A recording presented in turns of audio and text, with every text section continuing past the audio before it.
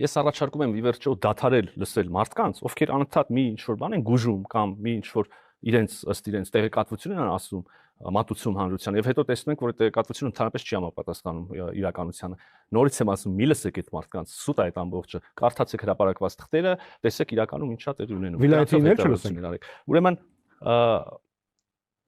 ենթակառուցվածքների ապաշրջափակումը, որքանով ես եմ իմ իրանցի գործընկերներից լսել եւ իմ գործընկերներն են իրանցի գործընկերներից լսել, հարցեր Իրանում որոշակի առաջացրել է, հարցերը ընտրվել են, պատասխաններ եւ հիմա եւ մենք եւ Իրանը ենթակառուցվածքների ապաշրջափակման մեջ հնարավորություններ ենք տեսնում ավելի, քան որևէ, ասենք, չգիտեմ, բաց հարցեր կամ նույնիսկ մտահոգություններ կամ էլ չասած ոնց որ դուք ձևակերպեցիք խնդիրներ։ Նորից եմ կրկնում, այն ենթակառուցվածքները, որոնք կառուցվելու են կամ վերակառուցվելու են, գործարկվելու են կամ վերագործարկվելու են, նույն Իրանի համար հնարավորություններ է ստեղծելու։ Ինչի պետք է Իրանը դեմ լինի այդ ծրագրերին։ Նույն տրամաբանությամբ Ռուսաստանը ունի ներգրավվածություն Հայաստանում ենթակառուցվածքներում։ Ունի։ Ամենաշատը հնարավորություն է ստեղծվելու իրանք նաև առնչվեն այս թեմաների հետ։ Այո, եւ մենք այս մասին լսել ենք պաշտոնական մեկնաբանություններ Ռուսաստանից, եթե չեմ սխալվում, որ իրենք էլ են պատրաստ մասնակցել, իրենք էլ են պատրաստ աջակցել։ Օրեր առաջ Հայաստանի Հանրապետության վարչապետը ասեց, որ ռուսական կողմին առաջարկել է եւ մեր ծրագիրն է ներկայացրել, ասելով, որ պակասող որոշակի հատվածներում երկաթուղային ենթակառուցվածքները պետք է հնարավորինս արագ վերակառուցվեն։ Սա ներգրավման ձև է, այո, կարծում եմ։ Բայց պարոն նախարար, մյուս կողմից մենք գիտենք, որ այդ երկրների մեջ գնում է սարսափելի մրցակցություն։ Եվ հնարավոր է արդյոք այդ ձևով խաղաղ համադրել բոլորի շահերը։ Դե առայժմ ստացվում է, որ հնարավոր է։ Եվ մենք ամեն ինչ անելու ենք, որ բոլոր ենթակառուցվածքային, բայց նաև մյուս ծրագրերը, որոնք Հայաստանում կարող են կենսագործվել եւ կենսագործեն, ձեռնտու լինեն բխեն առաջինը Հայաստանի Հանրապետության շահերից, մեր հարևանների համար նաև շահավետ լինեն, այսինքն փոխշահավետություն լինի, եւ նաև այլ հետաքրքրված շահագրգիռ գործընկերների, դա լինի Ամերիկայի Միացյալ Նահանգները, դա լինի Եվրոպական միությունը, դա լինի Ռուսաստանի Դաշնությունը, դա լինի, չգիտեմ, Մերձավոր Արևելյան երկրներ եւ այլն։ Ցորենը, բենզինը, այս ամեն ինչի հետևանք են։ Իհարկե, այո, դա հաստատված խաղաղության հետևանք են, ամրապնդող գործոն են, երաշխիք են, հաստատված խաղաղության դրսևորում են։ Այլ պայմաններում ինչպես եք պատկերացնում, այսինքն տասնամյակներ չգործած երթուղին, այն է Ղազախստանից կամ Ռուսաստանից Ադրբեջանի տարածքով Հայաստան բեռների առաքումը, կամ ել չասած երկկողմ առևտուր, այսինքն Հայաստանի Հանրապետությունում եղած հայկական հայաստանյան ընկերությունները ադրբեջանական ընկերություններից առնում են ապրանք, ենել ռազմավարական նշանակության ապրանք, բենզին օրինակ։ Ոնց էր սա հնարավոր առանց խաղաղության։ Քննարկվում է, որ ուղղակի Ադրբեջանից մտնեն Հայաստան, ոչ Վրաստանով։ Դա էլ է քննարկվում եւ կարծում եմ, որ որքան մենք առաջ գնանք խաղաղության ինստիտուցիոնալացման ուղղությամբ, որքան ավելի հոգեբանական բարդությունները նաեւ հասարակությունների մոտ մենք չենք կարող չխոստովանել, որ դրանք այնուամենայնիվ կան, որքան այս հոգեբանական բարդությունները հետին պլան գնան, որքան ավելի փոխվստահություն հաստատվի, որքան ավելի արդեն փորձի համագործակցության փորձի հիման վրա կարող առաջ գնալ, այդպիսի սցենարները շատ ավելի իրատեսական կդառնան։ Տեսեք, ընդդիմախոսներն ասում են, որ դա շատ վատ է։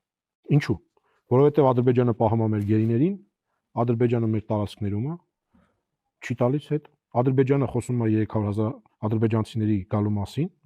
խոսույթը նույնն է, ինչ որ խաղաղությունից առաջ, հա, Զանգեզուր եւ այլն, եւ Ադրբեջանը զինվում է, իսկ մենք ասում ենք, որ այսինքն աչք ենք փակում այս ամեն ինչի առաջ, հա, եւ բենզին ենք բերում, որով ֆինանսավորում ենք ադրբեջանական բանակը։ Նորից ու նորից սա այն մանիպուլյացիաներից մեկն է, այն եթե կուզեք հիբրիդային հարձակումներից մեկն է, ապատեգատվություններից մեկն է, որը որ կիրառվում է այսօր մեր դեմ եւ կիրառվում է նպատակ ունենալով տորպեդահարել եւ խաղաղության գործընթացը եւ առհասարակ ուրեմն Հայաստանի զարգացման հեռանկարները։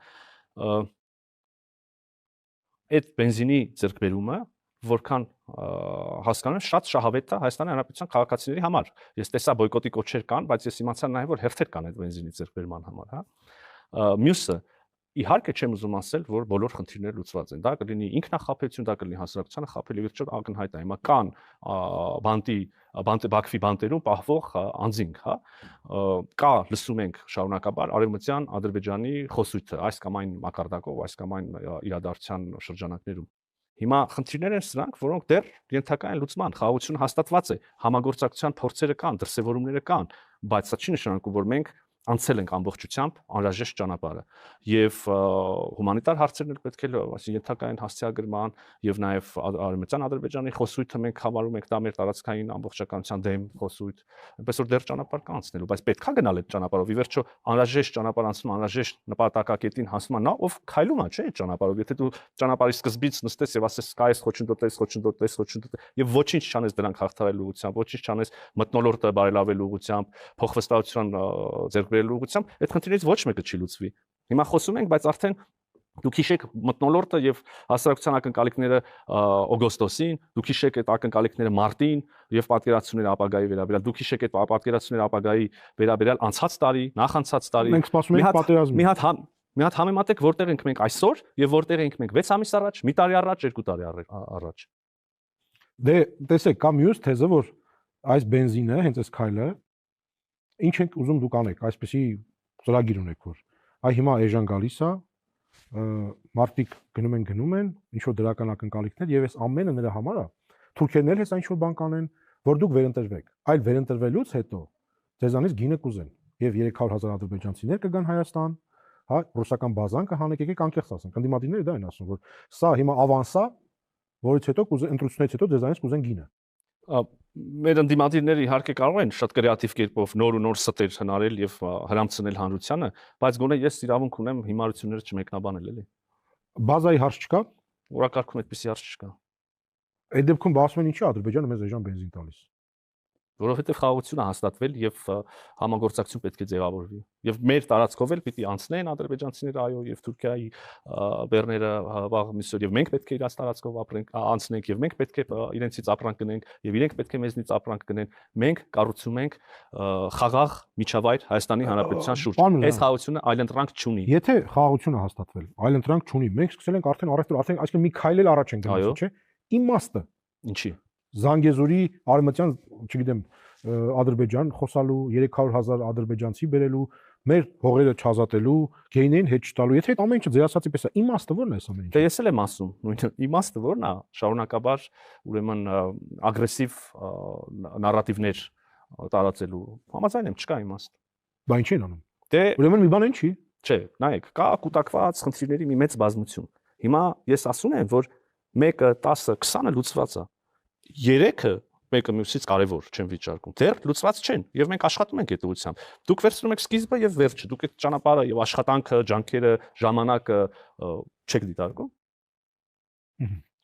Առանց Թուրքիայի մի տեսակ կիսատ կլինի այդ ողջ, հա, կոնցեպտը որ կա։ Թրիպի եւ Էրդողանը հայտարարեց, որ տարվա սկզբին հնարավոր են ինչ-որ սիմվոլիկ քայլեր։ Ուր ենք հասել եւ ինչի ակնկալիք մենք ունենք տարվա սկզբին։ Իսկապես երբ որ ապաշրջափակման մասին ենք խոսում եւ հարևանների հետ առնվազն հանդուրժելի միմյանց հանդուրժող ուրեմն ել չասած համագործակցային հարաբերություններ կառուցելու մասին ենք խոսում անշուշտ կլինի կիսատություն եթե այդ կարգավորումը եւ այդ միջավայրի մթնոլորտի ձևավորումը չներառի նաեւ Հայաստան-Թուրքիա հարաբերությունները մենք պետք է ասեմ եւ ես տարբեր առիթներ ունեցել եմ սա ասելու շատ ինտենսիվ եւ շատ դրական երկխոսություն ունենք Թուրքիայի հետ բայց միևնույն ժամանակ էլի ասել եմ մի հատ եմ ուզում գծեմ ժամանակն է, որ մենք ունենանք մեծ, շոշափելի, կոնկրետ առաջընթացներ գետնի վրա։ Հիմա մենք կարող ենք ասել, որ բոլորովին վերջերս մոտ 1 ամիս առաջ ուրեմն օրինակ իթիվս այլ զարգացումների տեղի ունեցավ Գյումրի-Կարս ուրեմն երկաթուղային այդ հանգույցի գնահատման ուղղությամբ աշխատող փորձագիտական խմբի հանդիպումը Հայաստան-Թուրքիա փորձագիտական խումբ եղավ Թուրքիայի տարածքում այդ հատվածում այնուհետև անցավ Հայաստանի տարածքում իր ուսումնասիրությունը արեց, դեղ աշխատանքներ կան արդեն, ասում եմ ցույց տալու որ կան քայլերը եւ աշխատանք իսկապես արվում է, բայց կհամաձայնեի ժամանակն է որ մեծ եւ շատ շոշափելի առաջընթաց արդեն որպես փաստ ունենանք։ Եվ մնացած աշխատանքները կարող եք բացել ինչ կունենանք տարվա սկզբին։ Ես կարծում եմ որ մենք անպայմանորեն այս ուղղությամբ շատ դրական առաջընթաց ունենալու ենք Մի քիչ ժամկետների առումով կանխատեսում չեմ ուզում անել, կարծում եմ լավ, ասեմ, կարծում եմ որ շատ մոտ ապագայում, շատ մոտ, բայց ընդհանուր առմամբ սա է այն գործընթացը, սա է այն ուղղությունը, որով տարածաշրջանը գնում է եւ գնալու է, սա անխուսափելիորեն գնացող զարգացումներ են, որովհետեւ սա շահավետ է Հայաստանի համար, սա շահավետ է Թուրքիայի համար, սա շահավետ է Ադրբեջանի համար, եթե արևելքն է Սա շահավետ է բոլոր միջազգային գործընկերների համար։ Սա շահավետ է Եվրոպայի համար, սա շահավետ է Կենտրոնական Ասիայի համար, սա շահավետ է Միացյալ Նահանգների համար, Ռուսաստանի համար, Իրանի համար, եւ այս process-ը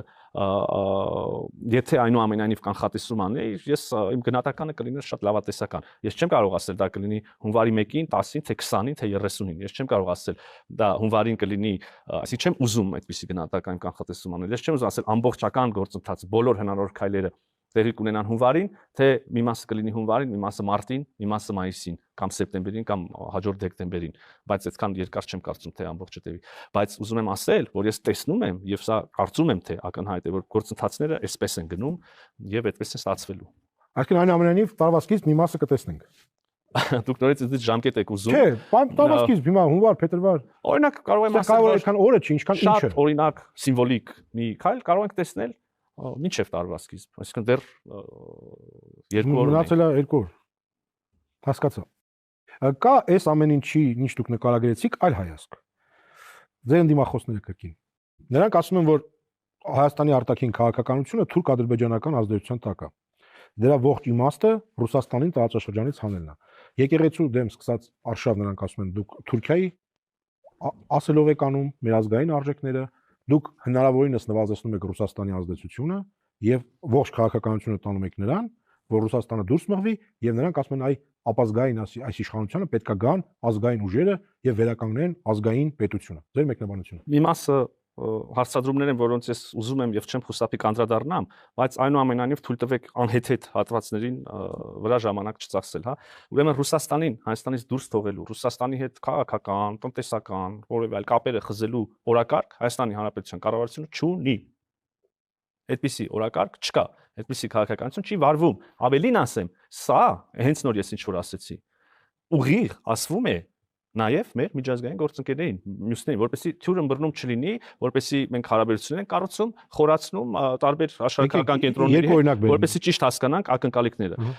Հետևաբար, երբ որ մենք մեր հարաբերությունները խորացնում ենք Դիցուկ Միացյալ Նահանգների հետ կամ Եվրոպական միության հետ, պետք չի փնտրել այդտեղ նպատակ թաքնված օրակարգ Ռուսաստանին Հայաստանից դուրս թողելու։ Եթե այդպես լիներ, նորից վերադառնալով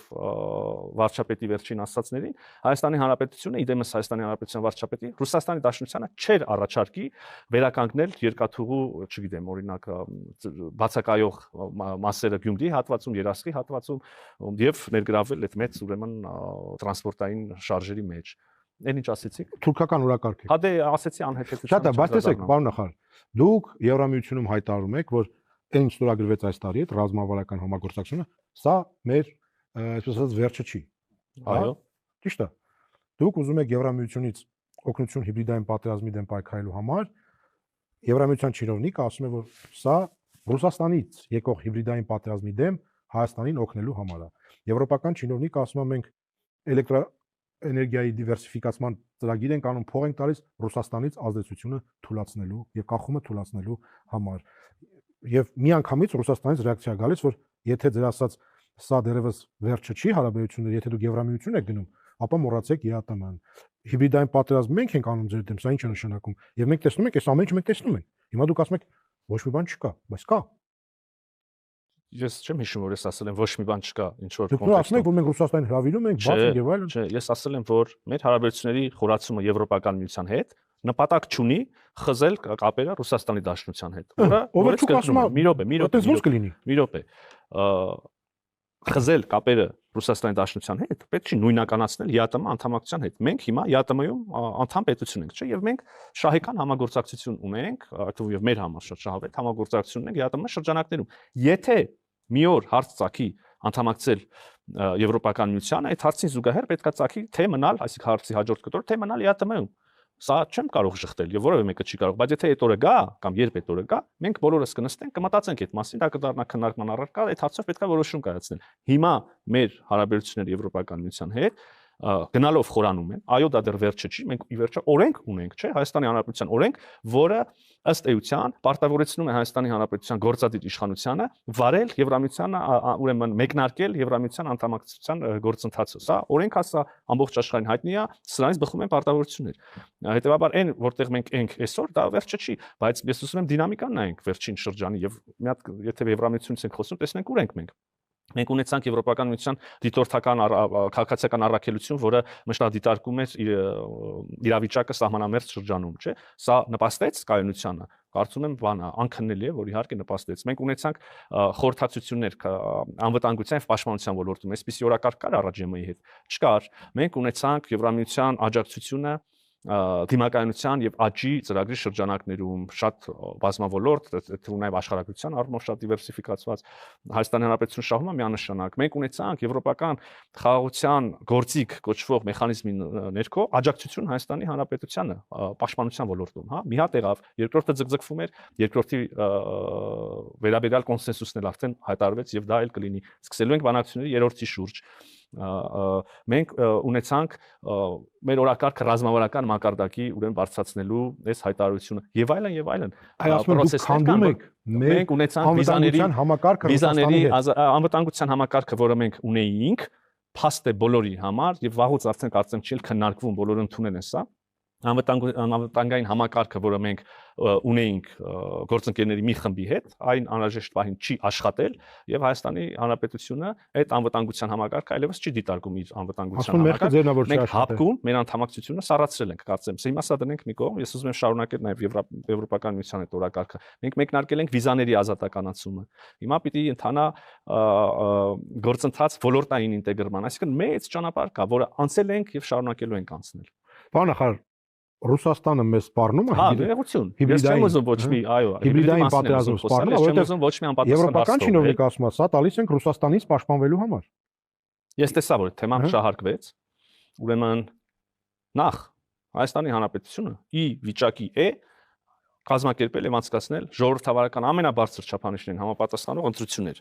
Ես ուզում եմ հիշեցնել, մենք դա արել ենք, մեզ դա հաջողվել է անել նույնիսկ ծանր ներքաղաքական ճգնաժամի պայմաններում պատերազմից հետո, հիշում եք 21 թվականի ամռան արդի, որ կառավարությունը որոշեց գնալ արտահերթ ընտրությունների։ Նույնիսկ այդ օրերին բանից հետո, ինչա, ռազմական հեղաշրջման փորձից հետո փողոցներում ուրեմն սպանության կոչեր հնչեցնելու պայմաններում ունեցանք ժողովրդավարության ամենաբարձր ստանդարտներին համապատասխանող ընտրություններ։ Հիմա մենք սա նորից ունենալու ենք, սա այս իշխանության եւ Հայաստանի Հանրապետության ժողովրդի ձեռքբերումն է, որը անշրջելի պիտի լինի այլևս։ Ես վստահ եմ Հայաստանի Հանրապետության ժողովուրդը երբեք այլևս չի թույլ տա ընտրությունների վրա ապօրինի ազդեցություն, էական չափերի չի թույլ տա ընտրությունների արդյունքների ուրեմն կեղծարարություն։ Բայց սրան զուգահեռ մենք 21-րդ դարում ենք ապրում։ Հիմա բացարձակ առանձին իզոլացված ամեն ինչ ինքնուրույն անող երկրներ երևի չեմ սխալվի, եթե ասեմ որ գրեթե չկան կամ ընդհանրապես չկան։ Նույնիսկ ամենաիզոլացվածները ինչ որ համագործակցություն են մյուսների հետ։ Հիմա մեր սովորած, մեր պատկերացրած տասնամյակներ շարունակ կամ իմացած աշխարհին եղած խնդիրներին, մարտահրավերներին վերջին տարիներին ավելացրել նորերը։ Մարդիկ դա կոչում են հիբրիդային կամ խառնածին սպառնալիքներ։ Ռուսաստանը մեզ սպառնալիք է հիբրիդային ապատերեկատվություն է, նաև որը, չգիտեմ, կիբերհարձակում է, որը ֆիզիկական ինչ-որ գործողություն է եւ այլն։ Տնեք պարոն Միրզյան, ես մի բան մանրամասն վստահեցնում եմ ձեզ անպատասխան չեմ թողի, բայց եւ եվրոպական չինովնիկը ասում է, սա մենք տալիս ենք ձեզ Ռուսաստանից հիբրիդային սպառնալիքը դեմ առնելու համար եւ մենք ձայն չենք անում։ Սա դուրս է գալիս, որ մենք համաձայն ենք դրա հետ։ Հիմա ինչ որ մեկը կարող է ասի, որ ապատերեկատվության կամ մանիպուլյատիվ ինչ-որ նարատիվների մի զգալի մաս չի գալիս X ռուսաստանցի փորձագետի կամ հերոստալիքից կամ չգիտեմ ինչից, նույնիսկ падգամավորից կամ բան, դա շղթել հնարավոր է, փաստեր կան, հայտարարություններ կան, եթերներ կան, ձայնագրություններ կան։ Հետևաբար հիբրիդային սպառնալիքները կարող են գալ տարբեր տեղերից, այդ թվում նաև Ռուսաստանից։ Դուք ինչի եք անպայման բանը հասկանում պետական կենտրոնացված իշխանություն։ Հիմա հետո այո, կան հիբրիդային սպառնալիքներ, ինչ որ երկրների մեջ եթե կա կուտակված փորձ դրանց դեմ պայքարելու, մենք ուրախ կլինենք եւ մենք դիմել ենք այդ փորձը նաեւ որպեսզի մեզ հետ կիսվեն այդ փորձով, մենք էլ կարողանանք, ես ասեմ նաեւ այս մեդալի հակառակ կողմը, մենք էլ այնպես ասպաստացվել, որ վերջին տարիներին 4, 5, 6 հիբրիդային, այսպես ասած, պատերազմի պայմաններում ենք ապրել, մեր դեմ ինչքան հիբրիդային գործողություններ, հարձակումներ են եղել, եւ մենք էլ մեր փորձ ունենք։ Եվ այո, մենք էլ ուրախ կլինենք մեր փորձով։ Ասում են դա միջամտություն է ընտրություններին։ Ինչով։ Մի հատ էլ բան ասեմ։ Ուրեմն բոլոր ընտրությունների ժամանակ Հայաստանը պաշտոնապես աջակցության համար դիմել է այդ թվում եւ Եվրոպական միությանը։ Դա կարող էր ամենատեխնիկական աջակցության շերտում, կարող լիներ դասընթացների կազմակերպում, բոլոր ընտրական հանձնաժողովների անդամների համար, դա կարող լիներ, չգիտեմ, տեսախցիկներ եւ այլն։ Հիմա այդ նույն համագործակցությունը մի քիչ ավելի է ընդլայնում եւ հասցեագրում է նաեւ արդի մարտահրավերները։ Ես չեմ հաս, այսինքն եթե մի երկրի իշխող կուսակցության կամ չգիտեմ, կամ զանգվածային լրատվության միջոցի կամ փորձագիտական հանրության ներկայացուցիչը աջակցություն է հայտնում օրինակ Հայաստանում ինչ որ մի քաղաքում համայնքային ընտրություններին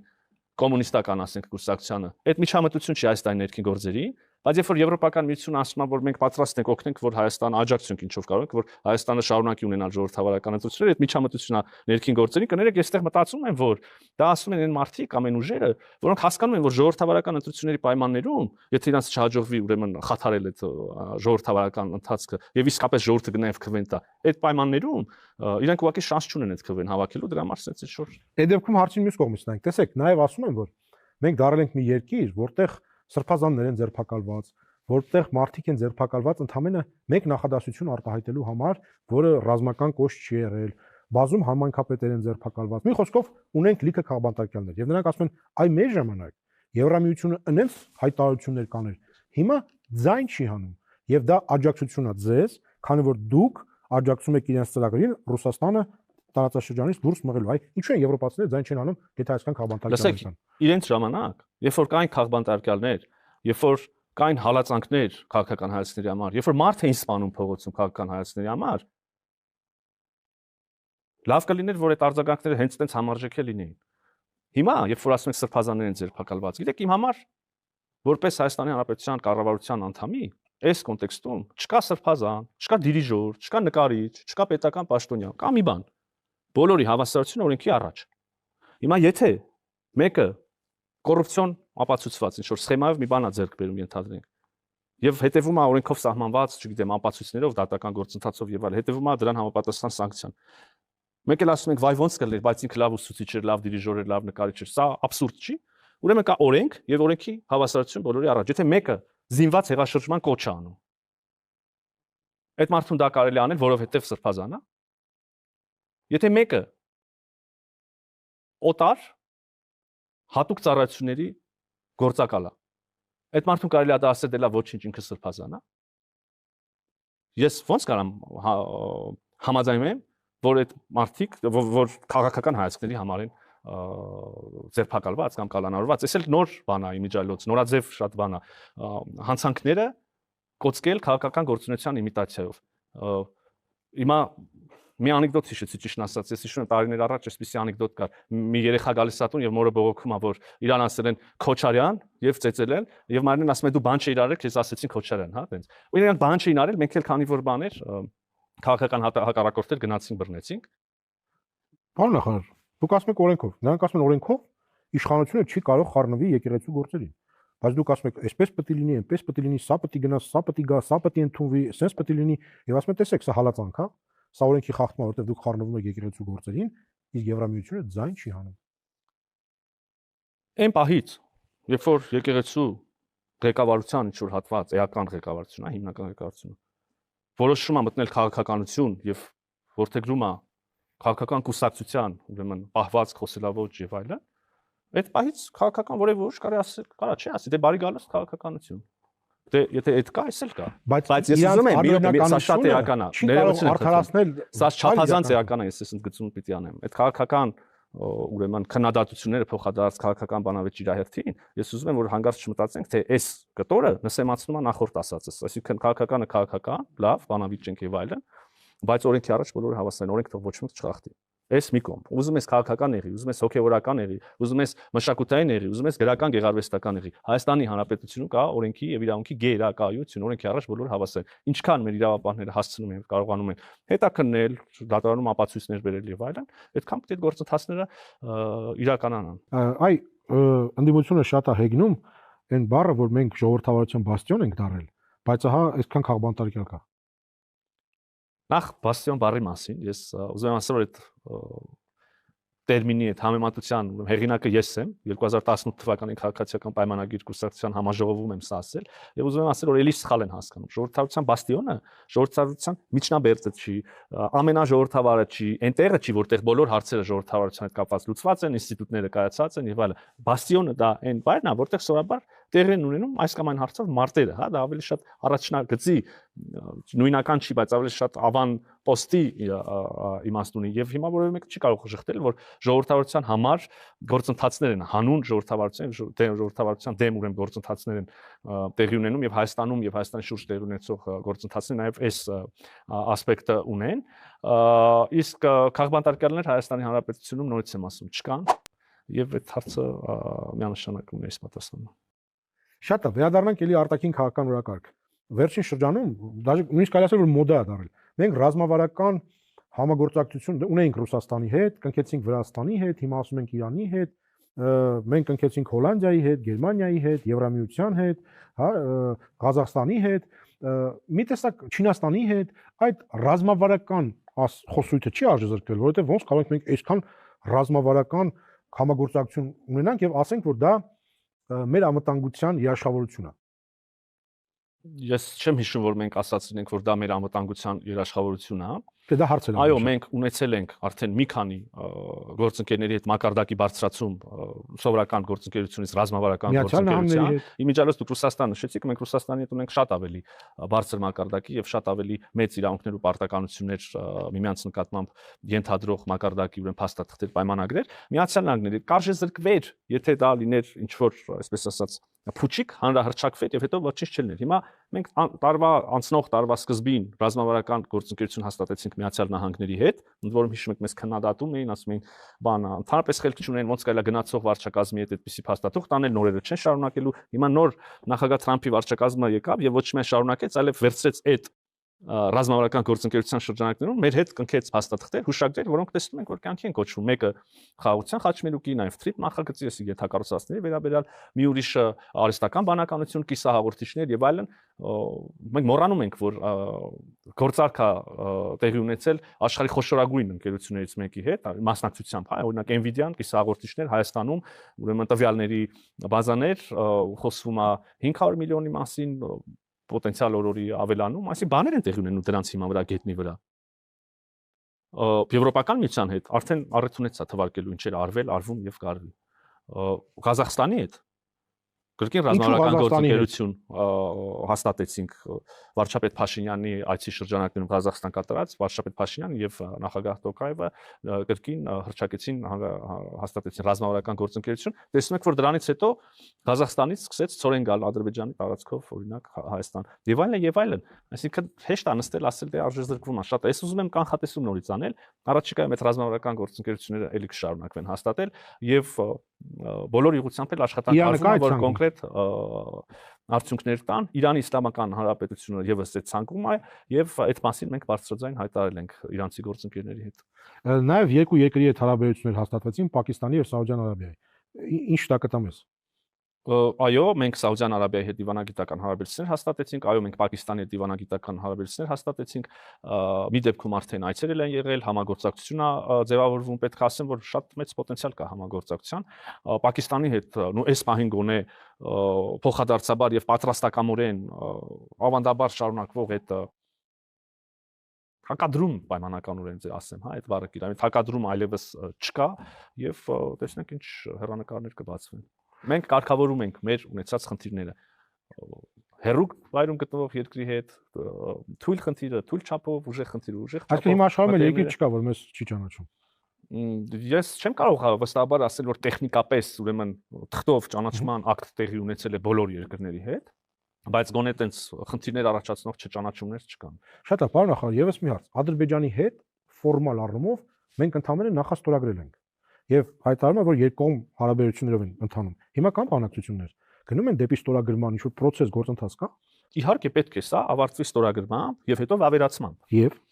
իրենք ունեն իրենց պատկերացումը, մենք այդ պատկերացումը չենք կիսում։ Նկատի ունեք համադրական բարեփոխումներ եւ մենք չունենք երկկողմ այդպիսի երկու կողմից ընդունված եւ դրա վրա աշխատվող օրակարգ։ Նկատի ունեմ բան, սահմանադրության հարցը, հա, իրենց կողմից բարձրացվող իրենք ունեն իրենց պատկերացում, մենք ունենք մեր եւ դեռևս այստեղ համաձայնություն չունենք։ Ես ասացի, որ մենք բազմաթիվ հարցեր լուծել ենք, բազմաթիվ բաներ արվում են եւ կան հարցեր, այո, կարեւոր հարցեր, որտեղ դեռ չունենք փոխհմբռնում եւ համաձայնություն, դե պետք է շարունակենք աշխատել։ Իսկ քննարկումներ կան, ես նկատի ունեմ գործընթացը առաջ գնում է, թե վերջ, սա ֆիքսել են։ Գործընթացը առաջ գնալու այս պահին բան չունի, կամ մենք պայմանավորվում ենք երբ եւ որտեղ ենք ստորագրում, կամ չենք պայմանավորվում, դեռ չենք պայմանավորվել։ Եվ այսինքն տեքստը հիշում եք դեռ մարտին համաձայնեցված է, դե օգոստոսի նախաստորագրվել է, սրա վրա այլևս աշխատանք չկա անելու են։ Եկող տարվա դուք մի քանի բան անոնս արեցիք, հա, Եվրամիության լիդերներն են գալու եւ այլ խոշոր բաներ դուք ասացիք, ես խնդրեմ բացել, հա, եկող տարի ինչ ունենք, որ տենց ավարտենք եթերը։ Ես կարծում եմ, որ մեզ մինչ այժմ մեր կողմից հանրահրճակված ուղղություններով էական ձեռքբերումներ կարող են սպասվել նոր տարում, այսինքն առանց անակնկալների, հա, գիտենք ինչի մասին ենք խոսում։ Աշխատանք բավականաչափ արվել է, արդյունքներ որոշակիորեն եղել են եւ կշարունակի սա շոշափելի արդյունքների տարի։ Վստահ եմ, որ այո, ես ուզում եմ ելի առիթից օգտվեմ եւ ասեմ, որ եւ կոչ անեմ մարդկանց ուղղակի չտրվել մանիպուլյացիաներին, երբեմն դրանք ուղղակի շատ անհեթեթ մանիպուլյացիաներ եւ ստեր, երբեմն մի քիչ ավելի լավ փաթեթավորված քողարկված, բայց նորից ուզում եմ մարդկանց ասել, որ մեր ժողովրդին ասել, որ մեր գործերը նորմալ են եւ ամեն ինչ լավ է լինելու, խնդիրները լուծվելու են եւ Հայաստանը անցնում է եւ անցել է արդեն զարգացման օրակարգ եւ զարգացման դարաշրջան։ Շնորհակալություն։